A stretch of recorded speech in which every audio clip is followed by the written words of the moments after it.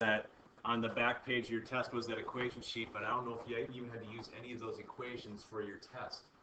As we get further into the year, yeah, you're going to see more of the equations that we could possibly use. So again, today's notes are going to be on the gas laws that we actually covered in Chem 1. And then we have to add a little bit to that with the mathematics of it. So to remind you of what pressure is referred to as the force exerted on a surface.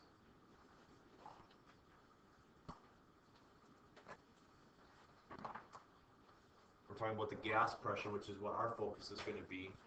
Gases are bouncing off of each other, and they're bouncing off of the surface of the container. The container is where we can measure then that surface or that pressure, not how they bounce off each other necessarily. Although gases aren't thinking about I'm going to hit each other harder than the surface of the container, they're all the same impact. Again, referring to ideal gases. Since we're getting into the mathematics of it, there are units for pressure that we have to be aware of. Now, if you watch the weather report, they will refer to atmospheric pressure in a unit called inches of mercury. Being in a science classroom, however, we use the metric system. Millimeters of mercury is a common one that we'll actually be using, and we'll measure stuff with that millimeter. Atmospheres. Atmospheres is a very common unit of pressure, mainly because the bottom conversion here, normal pressure, sea level pressure, is 1 atmosphere. Standard pressure, 1 atmosphere. It's easier to remember than 760 millimeters of mercury. Second to last dash point gives you a couple other units of pressure. PSI would be pounds per square inch. Highly unlikely that you would see that in this class, because again, that is a non-metric unit.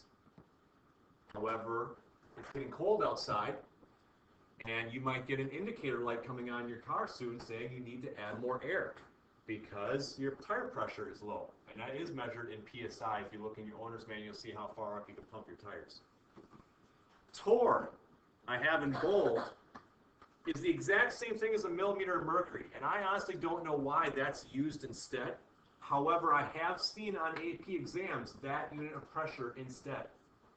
I believe the conversion of millimeters to mercury to atmospheres is on your equation sheet as well. Finally, kilopascal is another unit of pressure that typically, again, I don't see, but I wanted to bring up the fact that there are these units of pressure. Give me a second to jot this down, then I'm going to remind you what that means of being able to measure millimeters for a pressure unit, because millimeters is a distance unit, and yet we use it for pressure.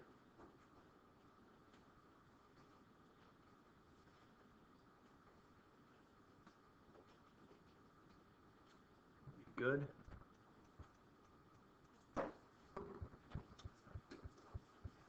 The first barometers that were ever used to measure pressure were a tub full of mercury.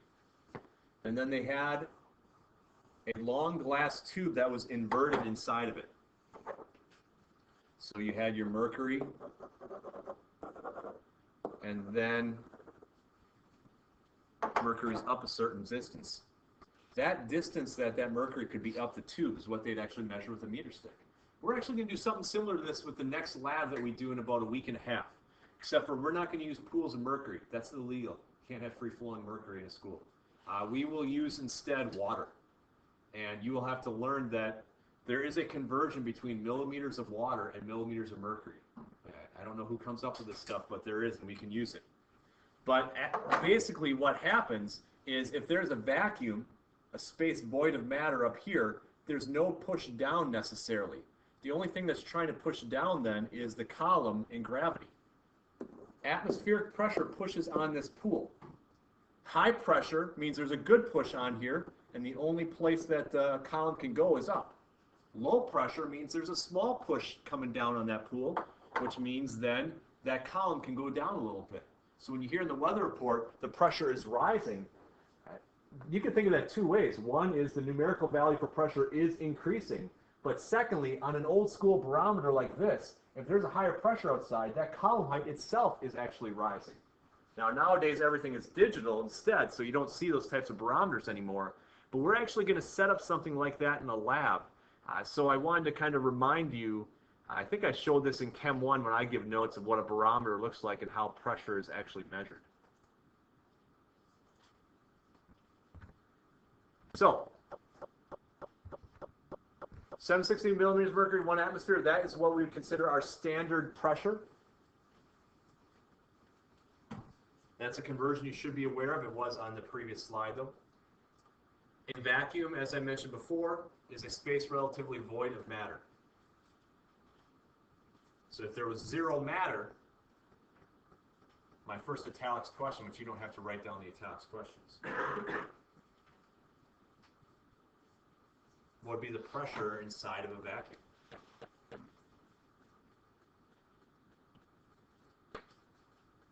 Okay, zero. Yeah. There's nothing there, it can't supply any pressure. We don't have time for it today, but I could go back at some point if we have time, and in Chem 1 we usually brought out the vacuum pump and did demonstrations with that, where we can pump out a lot of the air and you could see how things like volume is affected by the external pressure decreasing. Again, just not something that I want to have time to do today because I want to make sure to get through everything else that we have to get through instead. But besides the numbers part of it, this is hopefully a reminder from what we did in Chem 1.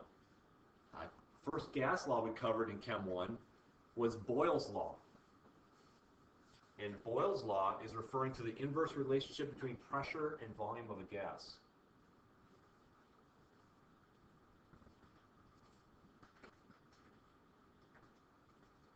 Now this would be occurring at constant temperature.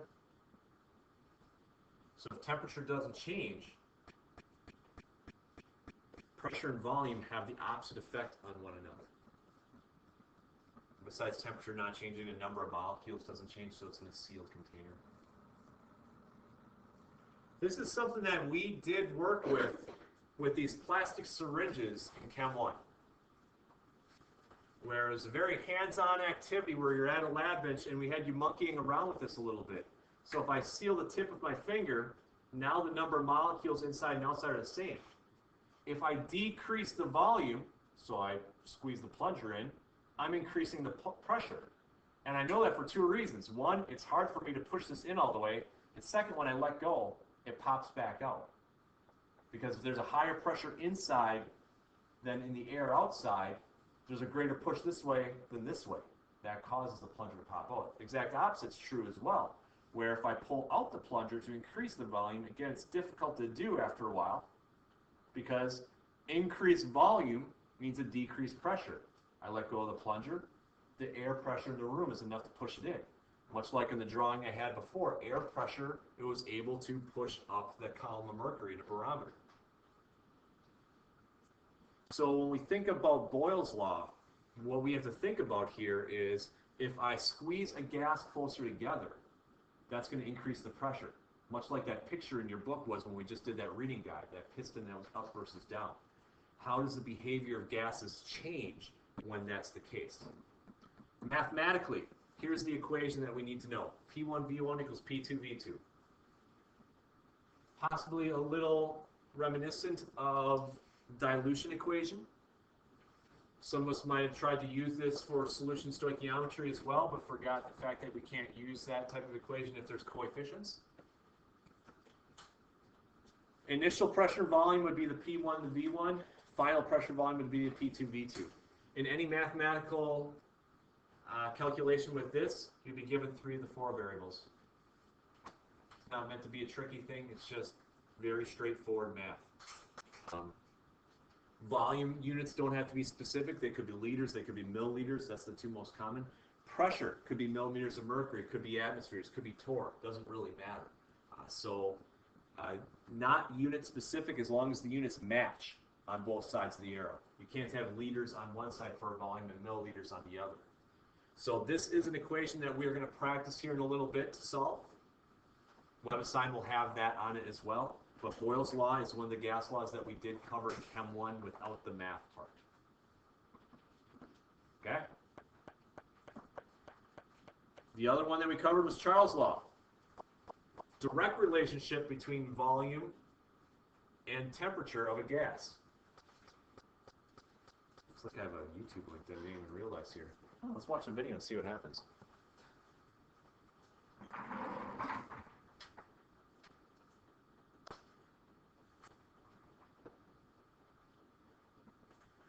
The equation for Charles' law is V1 over T1 equals V2 over T2. Again, the 1 stand for the initial setting, the 2 stand for the final setting.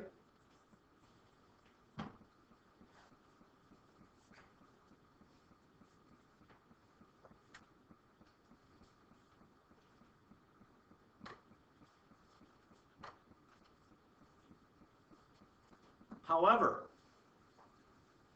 the temperature has to be in a unit of temperature called the Kelvin scale. Again, depending upon who you had in Chem 1, this Kelvin scale might have been talked about or it might not have been talked about much at all. The Kelvin scale is the absolute temperature scale. There is no, as far as I know, maximum temperature something can obtain.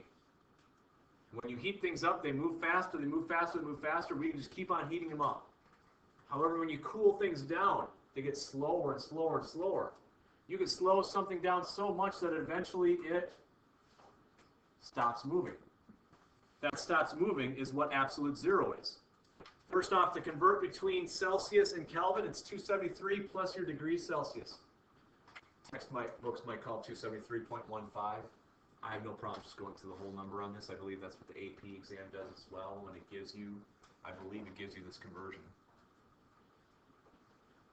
But again, the last point I have on this slide is 0 Kelvin is what's referred to as absolute zero, if you've heard that term before. This is where molecules cease to move. 0 Kelvin's never been able to be obtained. I read an article once that said, we achieved negative Kelvin. Well, they just used a whole bunch of fancy math to try to prove something that makes no sense. Because you can't be slower than not moving. So once you read deeper into the article, they were just kind of messing with the numbers a little bit to make that happen. Hopefully you read in the reading guide about when molecules are moving slower, again, there's more interactions that can occur with them. They don't behave as ideally as they could have before. So the main errors I see with Charles' law is that converting into Kelvin. By the way, it's not a degree Kelvin, it's just Kelvin. When you see a degree sign, which is going to be fairly common throughout this unit, the degree sign is usually indicating that not only was it man-made, because every unit of measure is man-made, but man-made the 0 mark. And who decided that's what 0 Fahrenheit is? Who decided what 0 Celsius is? These are arbitrary. 0 Kelvin is not arbitrary. It is as low as it can get. This wasn't a man-made decision. That's why you don't see degrees meters when you see that measurement, because we know what 0 distance is. That's not a degree sign. So the degree symbol isn't just in temperature scales. Whether or not we're aware of that, you're going to see more of that as we move forward throughout this unit. My last slide. STP. Standard temperature and pressure. Also a 90s rock band, too. You'll sometimes see problems referring to at standard temperature and pressure. Standard pressure is that 1 atmosphere, or 760 millimeters of mercury, which is typically referred to pressure at sea level. Standard temperature is 273 Kelvin, which is the same as 0 degrees Celsius. The very last point I have to put on this slide is not one that you have to write down because it is awfully wordy. You will hear the term standardize. Remember we standardized our titrant? We wanted to figure out the exact molarity of it by starting with a solid. Because lab measurements can be made in labs all across the world. Not every lab has the same temperature and pressure in its room at any given moment. So how can you appropriately compare data collected in one lab on one continent versus one lab in a different continent? We have to standardize. So we have to, after we solve our values, convert it to what would that measurement be if it were at these conditions. Most people would not consider 0 degrees Celsius to be a normal condition for a laboratory. I mean, that's kind of cold. But at the same time, that's what we'd use. Periodic table doesn't use 0 degrees Celsius, by the way. If you look at the key on the periodic table, it says 298 Kelvin, 25 degrees Celsius. So that's actually a little warmer than what this room is, about 22. So to me, that's a little too warm.